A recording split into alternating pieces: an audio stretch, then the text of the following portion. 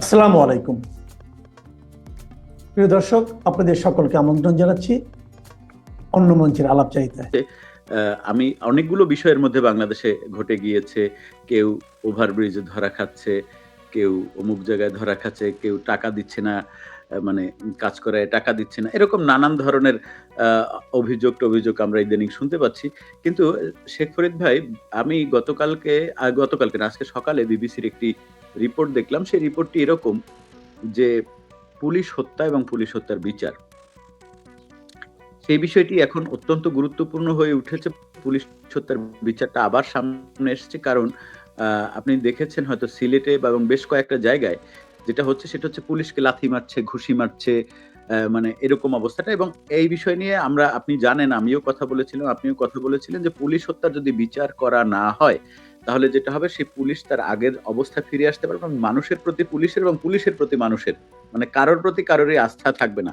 এবং এই যে সরকার ব্যবস্থাটা, সেটি আসলে নানান জায়গায় নানা কারণে ফেল করবে এবং তার প্রশাসনিক অবকাঠামো ভেঙে পড়বে। এবার আপনার কি মনে হয় এই যে সালাউদ্দিন আহমেদ ১ম এ এসে একবার কোন একটা কথায় বলেছিলেন যে পুলিশের বিচার করা হবে, এরকম একটু হালকা আলাপ-টালাপ করে পরবর্তীতে এই বিষয়টা একেবারে পুরোপুরি ভুলে গেলেন। আপনার কি মনে হয় আসলে যে এই যে ফুটেজগুলো আমি দেখেছি সেগুলো আপনিও দেখেছেন, আপনারও চোখে পড়েছে। আপনার কি মনে হয় যে এই পুলিশ হত্যার বিচার কি আসলেই একটা স্বাধীন কমিশন গঠন করে কি এটা করা সম্ভব হবে এই মবের বাংলাদেশে? নাম্বার 1 প্রশ্ন। নাম্বার 2 প্রশ্ন হচ্ছে, যদি এটি সম্ভব না হয় তাহলে বাংলাদেশের প্রশাসনিক অবকাঠামো কি আদৌ ঠিক হবে, নাকি এই মবের রাজত্বই চলবে? শেখ ফরিদ ভাই। ধন্যবাদ আপনাকে, সেই সাথে আপনার দর্শকদের অনেক অনেক শুভেচ্ছা। আপনি খুবই গুরুত্বপূর্ণ, মানে এটা একেবারে জাতীয় স্বার্থের সাথে সংশ্লিষ্ট। আপনি দুইটা প্রশ্ন করেছেন, যেটা হবে কিনা, এটার বিচার আদৌ জাতীয় কমিশন বা কোনো একটা কমিশন গঠন করে বিচার সম্ভব কিনা, প্রথম প্রশ্ন। দ্বিতীয় প্রশ্ন, যদি না করা হয় তাহলে কি করবে। পুরো দুটো নিয়ে আলোচনা করা উচিত। এবং শুধু আমাদের না, এটা বাংলাদেশের সব মানুষের, মানে যারা বুদ্ধিজীবী, সাংবাদিক, নেতা, তাদের অবশ্যই আর শিক্ষক, এদের আলোচনায় আনা উচিত। প্রথমত, বিচার করতে পারবে কিনা। আমার ধারণা এই সরকার পারবে না, মানে এখন আপাতত পারবে না, এখন তাদের যে অবস্থান পারবে না। তাই যদি পারতো, তাহলে এই মুশতাকা স্বরাষ্ট্রমন্ত্রী যখনই বলল যে পুলিশ হত্যার বিচার হবে, তদন্ত হবে, ঠিক তার 24 ঘন্টা না যেতেই কিন্তু আমার ভাবির ছেলেরা বলে ফেলেছিল যে পুলিশ হত্যার বিচার হলে তাদেরও বিচার হবে, মানে খোদ সালাউদ্দিন সাহেবের। আমরা 48 ঘন্টার মধ্যে দেখলাম সালাউদ্দিন সাহেব কথাটা তুলে নিলেন। শুধু সালাউদ্দিন সাহেব না, পুলিশের আইজিপিও বলেছিল বিচারের কথা, উনিও সাথে সাথেই 24 ঘন্টা না যেতেই কথাটা উল্টে নিয়ে গেলেন, পুরো বিপরীত মুখে চলে গেলেন। তদন্ত হবে না, শুধু তাই না, ইনডেমনিটি দেওয়া হলো তাদের। তার মানে যেহেতু ইনডেমনিটি এই সরকার দিয়েছে, তাহলে এই সরকার তো বিচার চাইলেও করতে পারবে না। সোজা হিসাব, একটা ইনডেমনিটি দিয়েছে, আইনগত কারণেও পারবে না।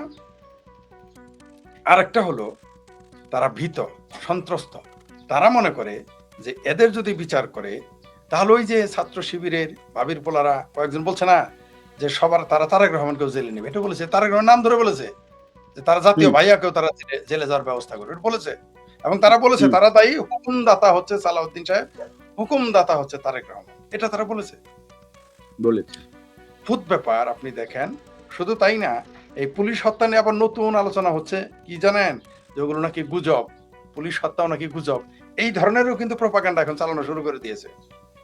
আপনি দেখেন, এটা তারা এস্টাবলিশ করবে হয়তো, এবং এটা হয়তো না, তারা মুক্তিযুদ্ধের বিরুদ্ধে যদি বক্তব্য প্রতিষ্ঠিত করতে পারে, তাহলে তারা পুলিশ হত্যার বিরুদ্ধে এই বয়ান হাজির করার ব্যাপার না তো, তারপরে শেষে বলবে, মানে এটা প্রথমে বলবে, বলে এটা আস্তে আস্তে রং মাখবে, প্লাস্টার করবে, তারপরে বলবে ওগুলো সব ভারত করেছিল, করেছিল, বাস খালাস, এটা আর কেউ কথা বলবে না।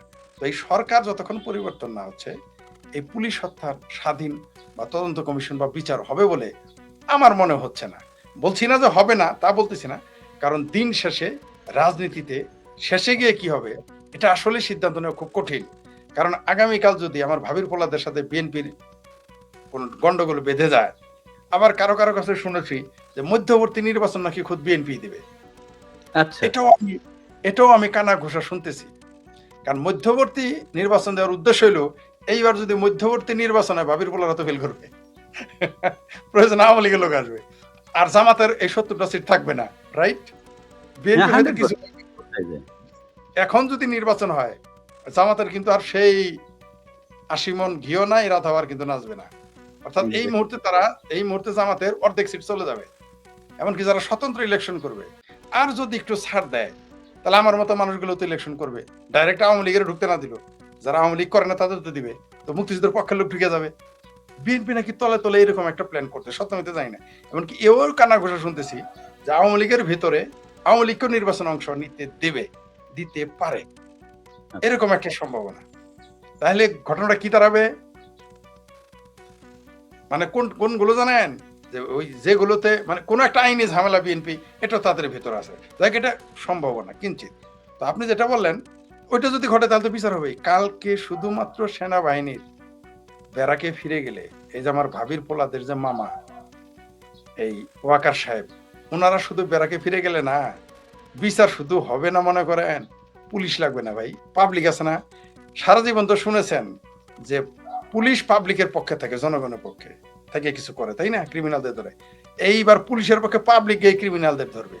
শুনেন, আমাদের জামালপুরের ভাষায় কথা আছে যে পুলিশ মায়ের লাং হইলেও তারা বিশ্বাস করবে না। এটা কে বলছে জানেন? খোদ পুলিশ আমাকে বলেছে। এটা আমাকে বলে না, সব পুলিশই বলে। বুঝছেন, যে মায়ের লাং হইলো মানে একদিন আমি বলছি কি, মানে আমি বলছি কাকা ওরে ধরলেন কেন, ওর সাথে না আমার এত খাতির, আপনার এত খাতির। তখন আমারে কইছে, মানে এটা তো আর কয় নাই যে তোরও ধর্ম, কারণ আমার তো কোনো ক্রাইম নেই। বলতেছে পুলিশ যদি তোর মায়ের লাং হয় তাও বিশ্বাস করবি না পুলিশের। এটা পুলিশ আমারে শিখেছে। তাহলে যে পুলিশ মায়ের লাং হলেই ছাড়বে না, সেই পুলিশ বুঝে ভাবির পোলাদের ছাড়বে। কোন পুলিশ? যে পুলিশকে তারা পিটিয়েছে, যে পুলিশকে তারা মেরেছে, যে পুলিশকে তারা থানায় জ্বালিয়ে দিয়েছে, যে পুলিশের কনস্টেবল নারীকে তারা প্রেগনেন্ট নারীকে হত্যা করছে, এবং এটাকে এই নারী নাকি এটা গুজব, এই কথা বলা শুরু করে দিয়েছে। এবং প্রেগনেন্ট নারীর যে বিষয়টা, এটি একটু আমি আপনাকে পরিষ্কার করি। যে নারী প্রেগনেন্ট যাকে পুড়িয়ে মারা হয়েছে, সেই বিষয়টার যে বক্তব্য যে নারীকে নিয়ে উনি বিবিসিতে আজকে এই কথাটি ক্লিয়ার করেছে, সেটি সে বলেছে যে আমাকে বাঁচানোর জন্য অনেকে বলেছিল যে আমি প্রেগনেন্ট, কিন্তু আই ওয়াজ নট প্রেগনেন্ট। এবং যখন আমাকে মারতে মারতে এমন মানে একেবারে যখন ওরা মনে করেছিল যে উনি মারা গেছে, এটি প্রচারিত হয়েছে অন্তত এক সপ্তাহ পরে উনি নিজে মানে উনি সুস্থ হয়ে উঠছে। আপনি কথাটা বুঝছেন, আসলে প্রেগনেন্ট নারী মারা যায় নাই। এটা এখন আমি আপনাকে একদম পরিষ্কার করলাম, কারণ বিবিসিতে ওই মহিলা নিজে এসে কথা বলছে।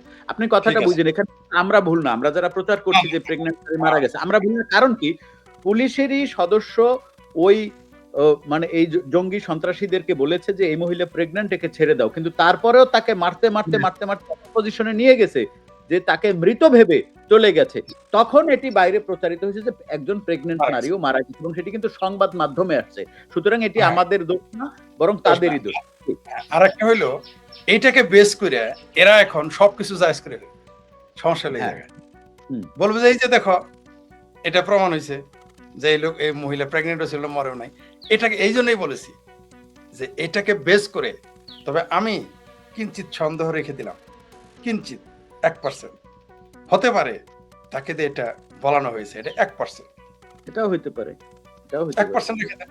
কারণ কার্ল মার্কস কি বলেছে, কোনো বিষয় সন্দেহের উপরে বিনা সন্দেহে ছেড়ে দিও না, রাইট? 1% রেখে দেন। যে যেহেতু এখন শুনেন, এখন কার সরকার? এখন যার সরকার তারই দিয়ে তারই সবকিছু। মানে এই পুলিশই কি সেই টিপকাণ্ডে পুলিশের চাকরি খায় নাই? এখন সেই পুলিশই আবার এই পুলিশকে কি চাকরি দিতেছে না, বলতেছে ওগুলো নাকি সব মিথ্যা ছিল। তাহলে আবার যখন সরকার পাল্টিবে, এই নারী পুলিশই যে বলবে না আমি প্রেগনেন্ট ছিলাম কিন্তু আমাকে বলতে বাধ্য করা হয়েছে, এটা কি হইতে পারে না? হইতেই পারে। হতে পারে কি? আচ্ছা, হ্যাঁ অবশ্যই হইতে পারে। আমরা ওইদিকে যাচ্ছি। আমরা পুলিশের বিচার যদি না করে, এই যে পুলিশ হত্যাকাণ্ডের বিচার, একটা দেশের আইন শৃঙ্খলা বাহিনী আভ্যন্তরীণ নিশ্চয়ই সারা পৃথিবীতে এখন পর্যন্ত, মানে এই পর্যন্ত, এমনকি বোঝা যাচ্ছে আগামী 50 বছর এই সিস্টেমই থাকবে। সম্ভাবনাও নাই যে বদলিবে, যে পুলিশ ছাড়া আইন শৃঙ্খলা রক্ষা করবে, এরকম সিস্টেম কিন্তু এখনো পৃথিবীতে আসে নাই। এবং সম্ভাবনাও দেখতেছি, এমনকি সম্ভাবনাও দেখতেছি না আমরা। কারণ রোবট পুলিশ আসবে সেটা 100 বছর পরে, এখন তো আর পাবেন না। তাহলে আগামী 50 বছরও যেহেতু দেখতেছি না, তাহলে এই পুলিশ দিয়ে আমাদের সারা পৃথিবীতে আভ্যন্তরীণ শৃঙ্খলা রক্ষা করতে হবে, আইন শৃঙ্খলা রক্ষা করতে হবে। সেই আইন শৃঙ্খলা বাহিনীর যদি আপনি মেরুদণ্ড ভেঙে দেন, তাদের আত্মবিশ্বাস ভেঙে দেন, তাকে যদি ভাবির পোলারা যখন তখন কলার ধরে, যখন তখন কিক মারে, তাহলে ওই পুলিশের কথাই কে শুনবে? আর ওই পুলিশ কি কনফিডেন্ট পাবে?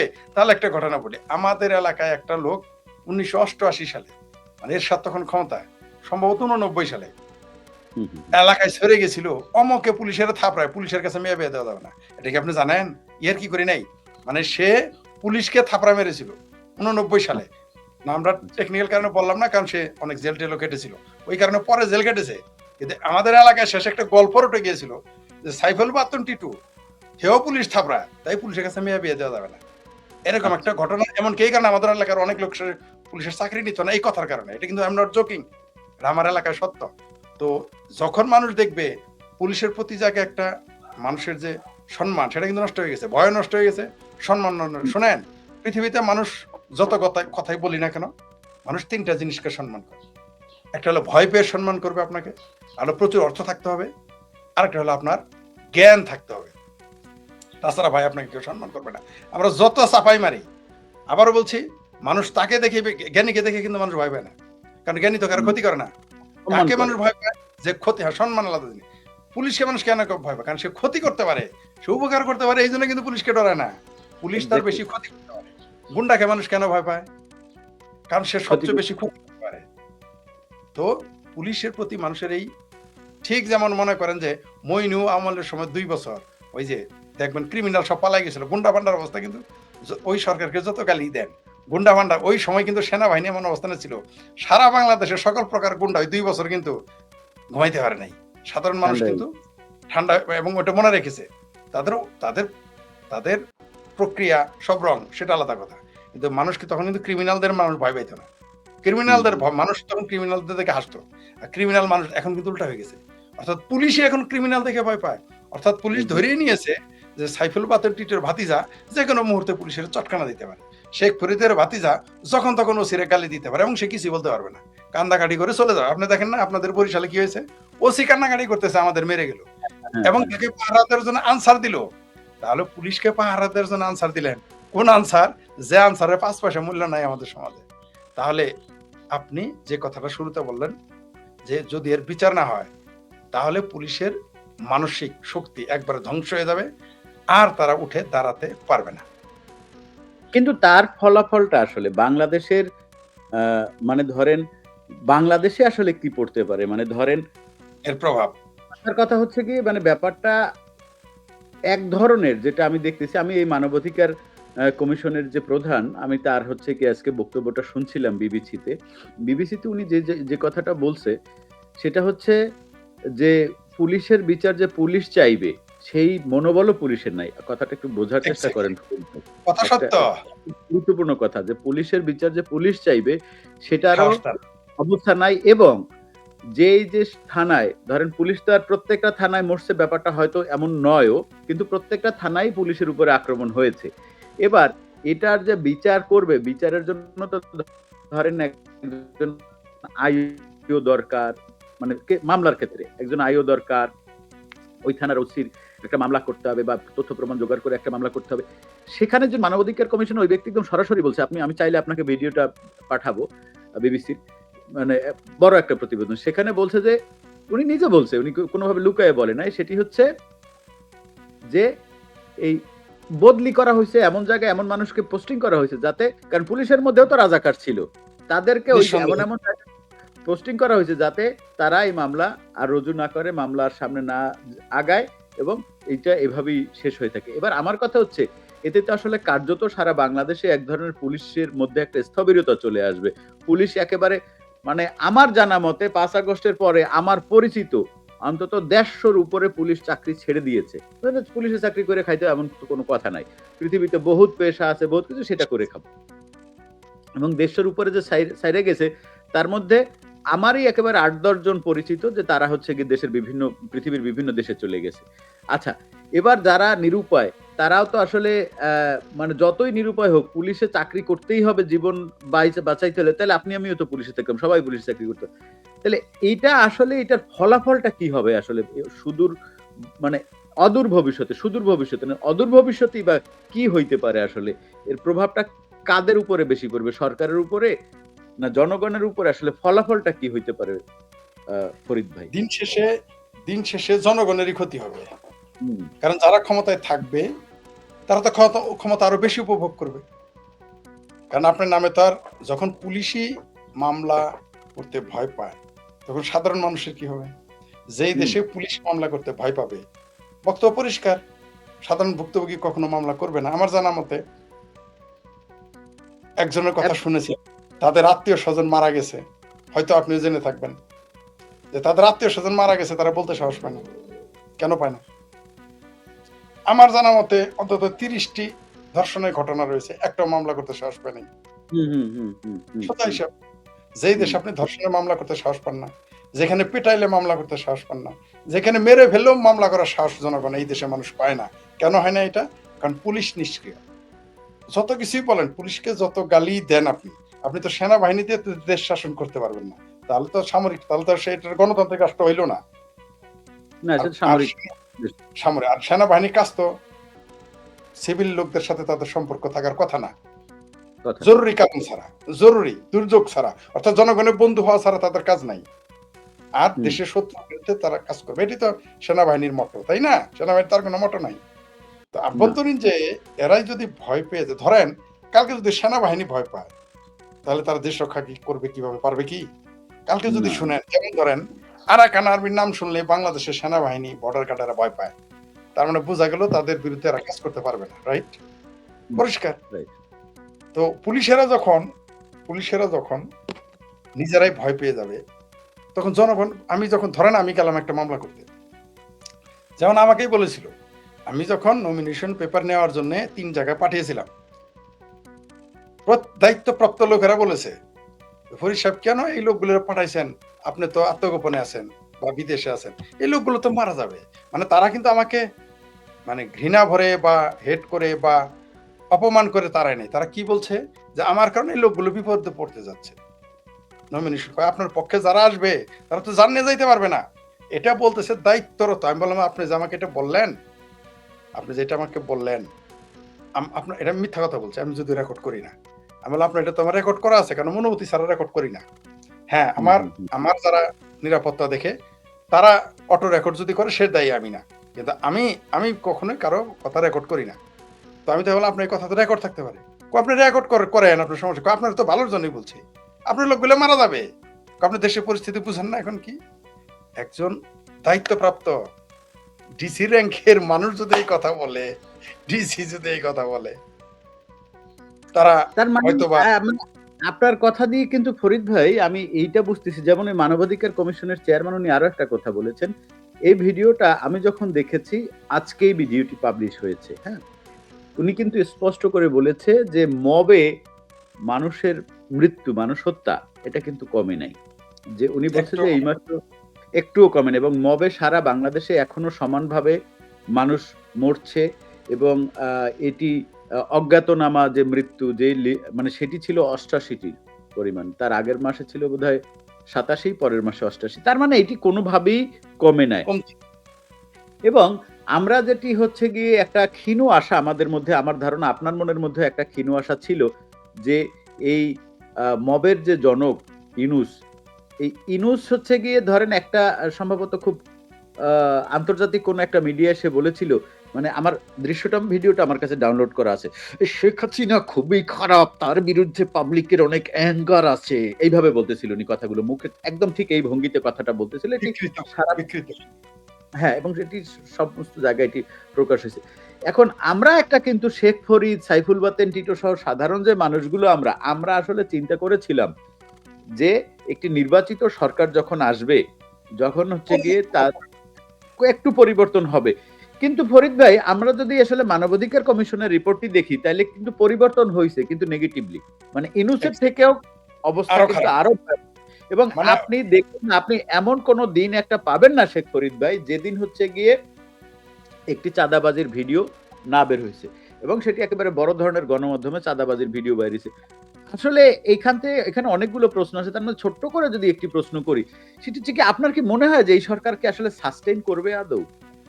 না, মানে এই সরকার কি আসলে টেকা সম্ভব? এইভাবে কি একটি দেশ চলে? এইভাবে ধরেন ডিসেম্বর মাসে জননেত্রী শেখ হাসিনা আসলো না, আওয়ামী লীগ হ্যাঁ, আন্দোলনে গেল না বা আওয়ামী লীগ আন্দোলন করতে দিল না, না ধরে নেন।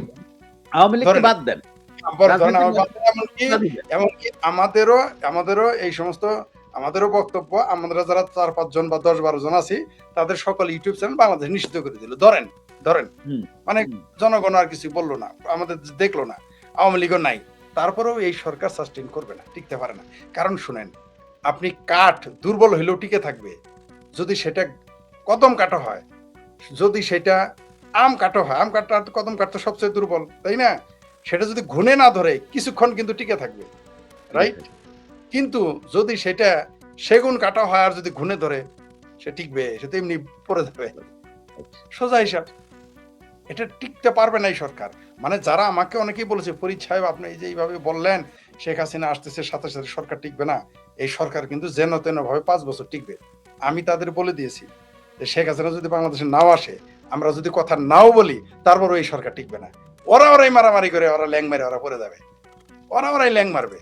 কারণ যখন যখন খেলোয়াড় শোনেন, খেলোয়াড় যদি এক মাঠে 11 দোকানে 22 জন খেলোয়াড় থাকে, যারা খেলোয়াড়, আপনি দেখেন ওইখানে যদি আরো 22 জন ঢুকান, মানে 2টা টিম ঢুকান এক মাঠে, তাও কিন্তু খেলোয়াড় যারা, তারা কিন্তু খেলতে পারবে, সুন্দর করে খেলবে। আমরা একটা দৃশ্য দেখব। কিন্তু যারা খেলোয়াড় নয়, এদের যদি আপনি 12 জনও দেন, নিজেরাই নিজেদের ঠ্যাং ভাঙবে, নাক ভাঙবে। তো এরা তো আসলে খারাপ। শোনেন, অর্জিত আর অর্পিত 2 ধরনের জিনিস। আপনি যেটা অর্জিত, আপনার নিজের টাকা ইনকাম করা, আরেকজনের পায়ে ধন, ঠিক আছে? ওই যে ভাতারই থাকে, নাতি তো কখনো ভাতার হয় না। যত কথা নাতির হতে ফষ্টি আপনি নষ্টি আপনি চলে। এক ধরনের বলতে চাইতেছেন, আপনার মুখের কি এই কথাটা আটকে আছে যে এই বিএনপি সরকার যে ক্ষমতায় আসছে এখন, মানে তারা কি আসলে কোন ধরনের রাজনীতি করা ছাড়া ক্ষমতায় আসছে? হ্যাঁ, এরা তখন রাজনৈতিক পাওয়ার আসলে বুঝি দেশ এরকম চলে।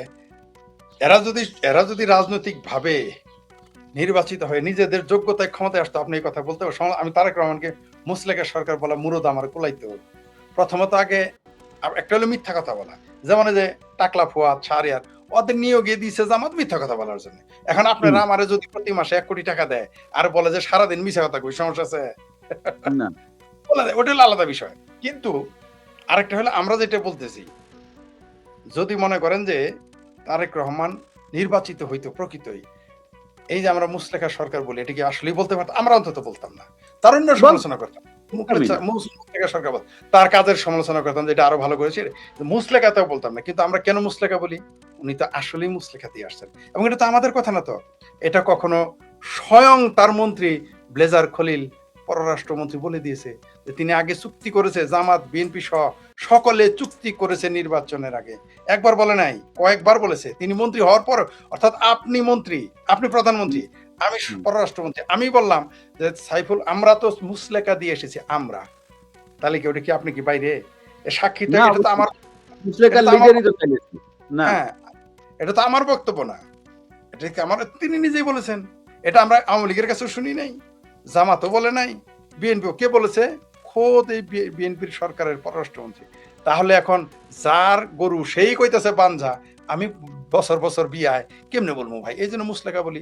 এবং সেই জন্যই বলেছি এগুলো সব আরোপিত না। আপনি দেখেন আমার যে 6টা ভাবির ফলে এমপি হয়েছে, এরা আদৌ কি মেম্বার হইতে পারবে সাধারণ না, দৃষ্টিতে? এরা মানে এদের সম্ভব না। তারপরে সম্ভব না। যে ব্যক্তি জামাতের সাদা শকুন 3 বার হ্যাট্রিক করেছে হ্যাঁ, জামানত হারানোর, সেই লোক ঢাকা কেমনে পাস করে? ঢাকা তো আরো জটিল বিষয়, সেটা তো আরো জটিল বিষয়। তারপর আরেকটা দেখেন, জামাতের এক নেতা বলছিল, কিন্তু বলছে যে আপনার পরিচয়, আমি তারেক রহমানের বিরুদ্ধে নির্বাচন করি, এটা পরিচয়। বাপদাদার নাম কি? চান মন্ডলে বিআই। তার মানে এগুলো আলোচনা হচ্ছে। আপনি বলেন জামাত কি 70টা আসন পাইতে পারে? সম্ভব? আমরা জামাতের এই যতই, আসনগুলো জামাত নিজেও জানে যে আসলে জামাত মানে মানে এখন মানে এটা সেই জন্য মানে এটা অন্ধ কানা বোবা সেও বুঝবে আসলে। সেও জানে যে জামাত 70টা আসন সে পাবে না।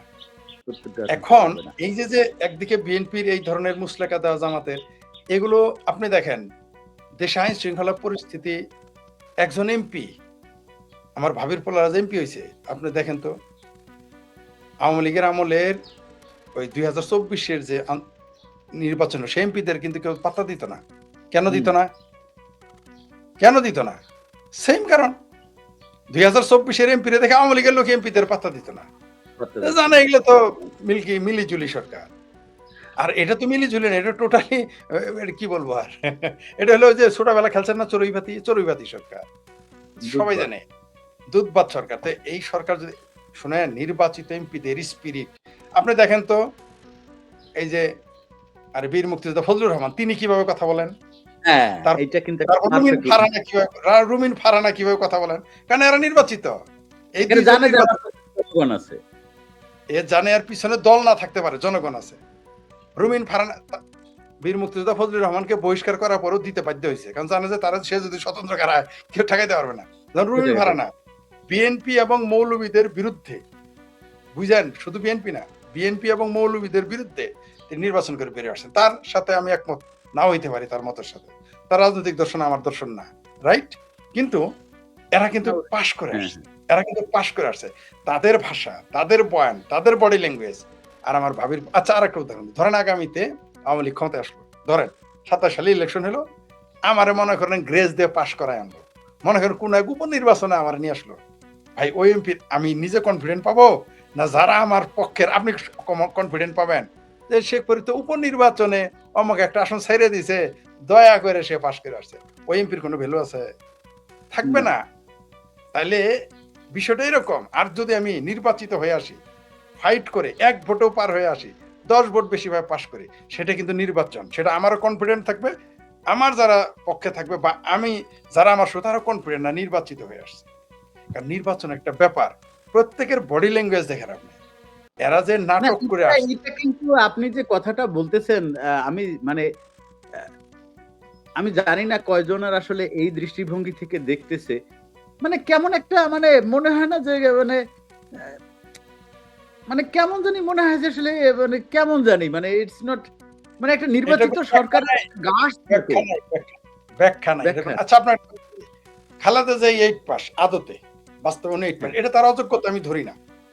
একটা মানুষ, তার যে বয়স ছিল তখনকার আমি- সময় মানুষ পড়তো না। আমার মামা পড়ালেখা করে নাই, মূর্খ, তার মানে সে অযোগ্য, সে তার তো সিস্টেমই ছিল পড়ালেখা করবো না। বাপের গরু আছে, বাপের জমি আছে, ধান আছে, ক্ষেত আছে, বিল আছে, পড়বো কেন? সুতরাং আমি বলতেছি না যে খালেদা জিয়ার এটা দোষ। তাহলে 8 পাস ছিলেন। তারেক রহমান অন্তত ইন্টারমিডিয়েট পাশে, এই ব্যাপারে তো বিতর্ক নাই। তার মানে মায়ের সে এটা আমি মানে তার ক্লাসমেটদের সাথে শুনেছি যে এটাও সে না, এবং ঢাকা বিশ্ববিদ্যালয়ের গল্পটি মিথ্যা। বলেন। ওটা মিথ্যা, ওইটা গল্প মিথ্যা, কিন্তু ইন্টারমিডিয়েট পাস করছে, এটা যদি আমরা সত্য ধরি, এটা তো ধরা যায়, কারণ তার যে লেভেল, অন্তত ইন্টারমিডিয়েট পাস করছে এরকম ধরতে পারি।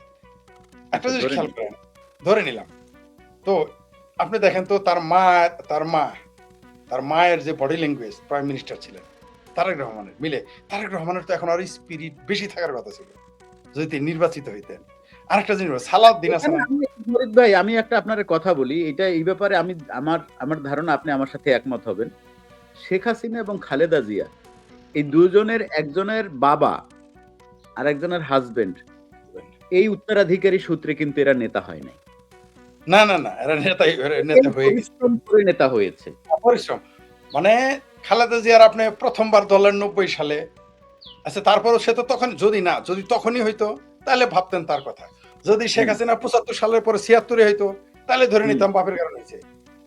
আবার খালেদা জিয়া যদি 80-79 সালে সে মারা গেল, 80 সালে প্রধানমন্ত্রী হলো, তাহলে ভাবতাম উত্তর।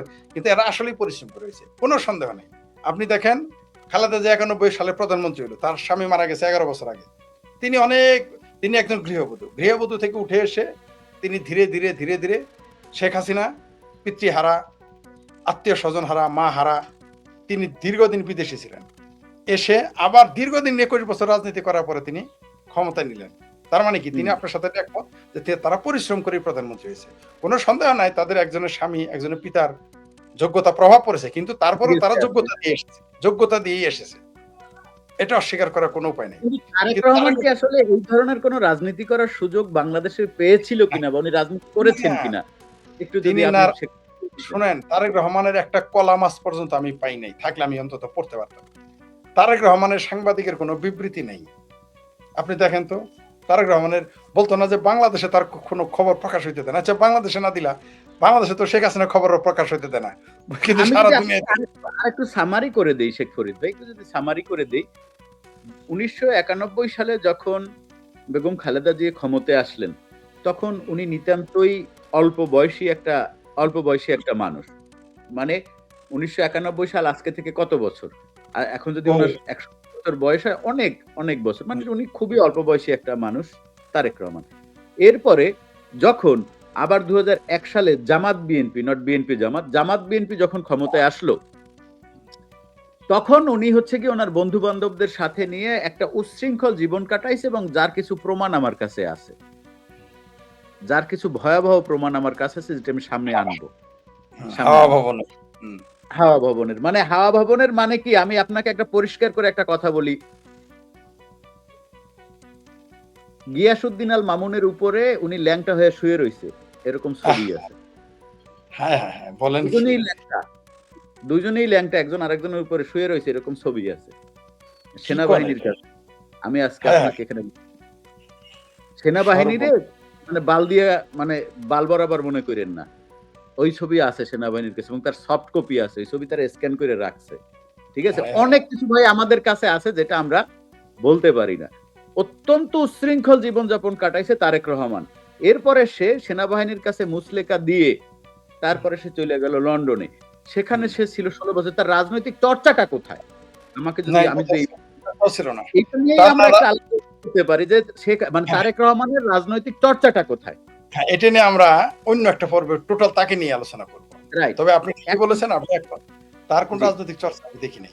শুধু তাই না, বললাম তো তার মতো ১৭ বছর একটা মানুষ বিদেশে থাকলে, বিশেষ করে তার যেহেতু রাজনৈতিক ক্যারিয়ার, তার বাবা প্রেসিডেন্ট ছিলেন, জেনারেল ছিলেন, তার বাবা, তার মা প্রধানমন্ত্রী ছিলেন ১ বার না ২ বারের। তো তার তো অবশ্যই কোন না কোন পরিবর্তন হওয়ার কথা ছিল। কিন্তু আমরা তো দেখলাম না। যাই হোক, এটা আমরা পরবর্তী বিষয়ে আলোচনা করব। পরবর্তী এটা আর নিয়ে পরবর্তী আপনি এবার যেটা আমি বললেন এখানে হুম, জি, জি ফরিদ ভাই শেষ করেন। যেটা বলতেছিলাম যে তারেক রহমানের সরকারকে আপনি যেটা বললেন, আমি সেটাই মনে করি যে তারা আসলে মুচলেকা দিয়ে এসেছে। নির্বাচিত নয়, নির্বাচিত সরকারের স্পিরিট থাকে আলাদা। আপনি খেয়াল করেন তারেক রহমান আর সালাউদ্দিন সাহেব যখন সংসদে থাকেন, মনে হয় প্রধানমন্ত্রী সালাউদ্দিন সাহেব। তারেক রহমানকে মনে হয় না। অন্ততপক্ষে ফখরুল ইসলামকেও মনে হয়, তাকে মনে হয় না। আর ভাবির পোলা যে আমার ৬ টা ওরা গেলে তো মনে হয় যে ক্লাবের কোনো সভাপতি আসছে, ঝগড়া বিবাদ করতেছে।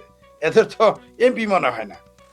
কারণ আসলে তো তারা তা না। আপনি যত কথাই বলেন সাইফুল বাতিন টিটো, আপনি যখন গণজাগরণ মঞ্চ আন্দোলনের সময় আপনার যে চেহারা ছিল, এখনো তো আপনি সেই সাইফুল বাতিন টিটোই।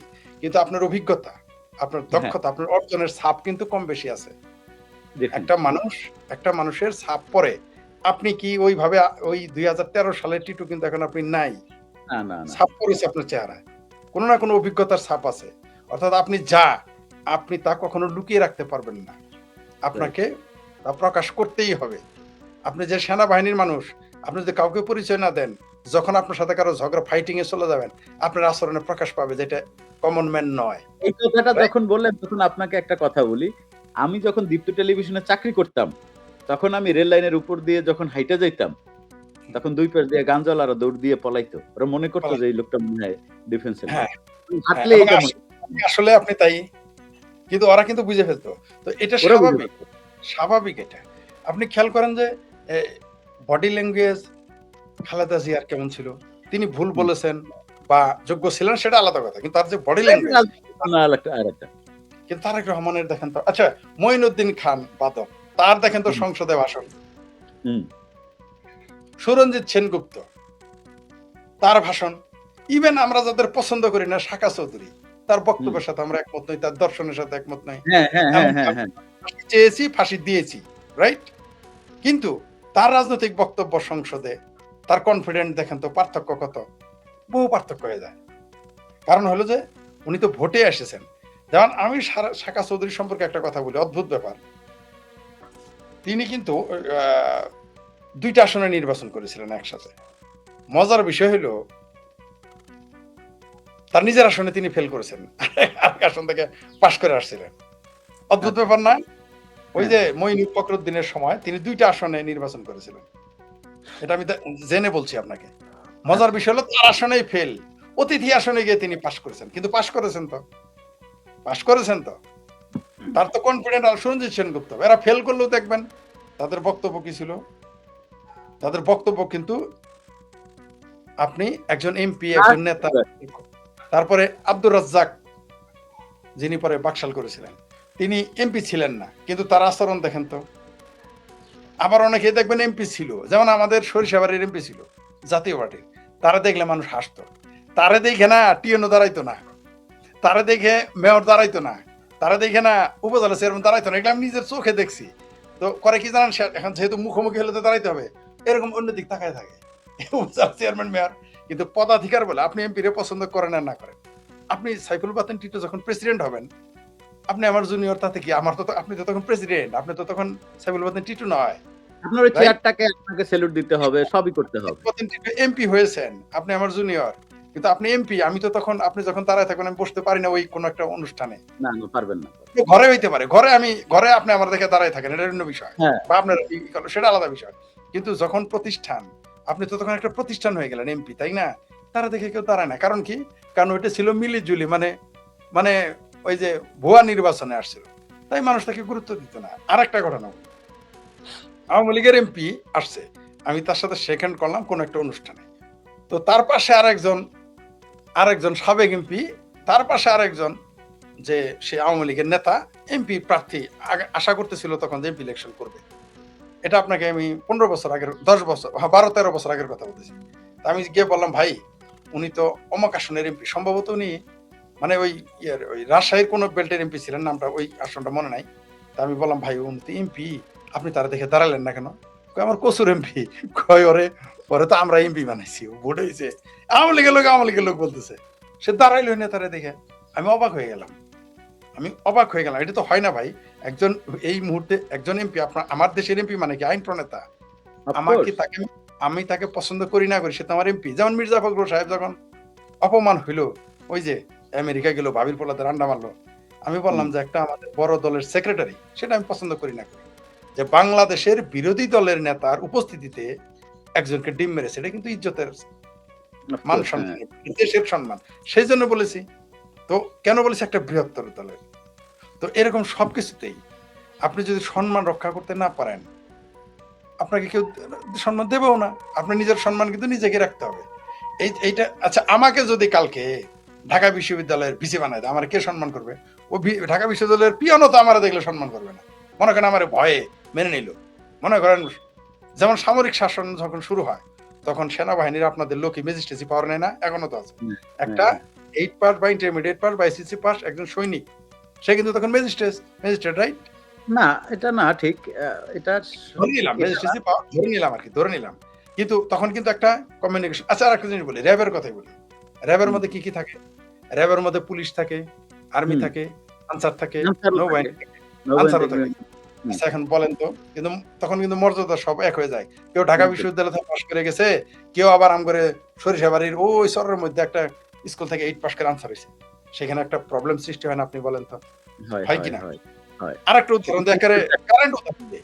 আমার ভাবির পোলারা যে হয়েছিল উপদেষ্টা পরিষদের আর কি অপদেষ্টা হয়েছিল, সচিবেরা, আপনি কি জানেন? সচিবেরা কান্দাকাটি করতো যে এর জন্য আমার দাঁড়ায় থাকতে হবে। শুধু তাই না, এই যে আমার 6টা ভাবির পোলা আছে না, এবং জামাতের বেদের দেখে টিওনারা হাসাহাসি করে। আপনি এই কথাটা যখন বললেন, তখন একটা তো বাস্তব কথা বলতেই হয়। আমার এক ছোট ভাই মাত্র উপসচিব হয়েছে। ও যখন উপসচিব হওয়ার অল্প কিছুদিন পরেই আর কি কোন এক উপদেষ্টার সে আর কি বোধহয় বা সেক্রেটারি বা এরকম কিছু একটা হয়েছে। তো ও একদিন ফোন করে আমাকে, ভাই কাঁদতেছে পোলাটা, স্বাভাবিক আমাকে বলতেছে, ভাইয়া আমি চাকরিটা ছাইরা দিতে চাই। আমি কই থাম, তুই চাকরি ছাড়িস না, চাকরি ছাড়লে আমাদেরই লস। মানে বলছে, ভাইয়া আমার ওএসডি করে রাখুক, তাও ভালো। আমি উপদেষ্টার নাম বলবো না, কিন্তু বলতেছে ভাইয়া এরে সালাম দিতে হয়, এরে স্যার ডাকতে হয়, এর সামনে ফাইল নিয়ে যাই দাঁড়াই থাকতে হয়, ভাই আমার জন্য কিছু করেন। আমি কই যে ভাই আমি আমার নিজের হোগাই ছাল নাই, আমি তোর লেগে কি কেমনে কি করব। ও হয়তো মনে করছে যে আমার বন্ধু বান্ধব হয়তো আরেকটু সিনিয়র পজিশনে আছে, ও তো ছোট ভাই, তো মনে করছে তার, আমার তো আসলে কিছু নাই।